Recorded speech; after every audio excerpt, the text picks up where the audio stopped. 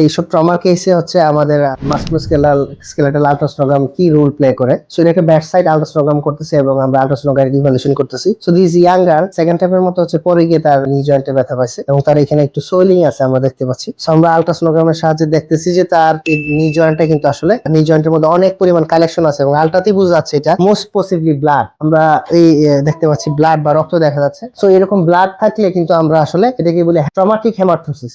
যখন নি জয়েন্টে এরকম ব্লাড জমে এটাকে আমরা বলি ট্রমাটিক হেমাটোসিস এবং এটাকে তখন কিন্তু অ্যাসপিরেশন করতে হয়। সো এরকম হেমাটোসিস হওয়ার অনেকগুলি কারণ থাকে। এই ক্ষেত্রে যেটা হয়েছে তার যে প্যাটেলাটা আছে প্যাটেলাটা ডিসলোকেশন হয়ে সে সরে গেছে এবং দ্বিতীয়বারের মতো তার প্যাটেলা ডিসলোকেশন হয়েছে। সো এটা একটা রিকারেন্ট প্যাটেলা ডিসলোকেশনের কেস। হ্যাঁ, হেমাটোসিসটা আমরা এই আল্ট্রার সাহায্যে বের করে দিব আর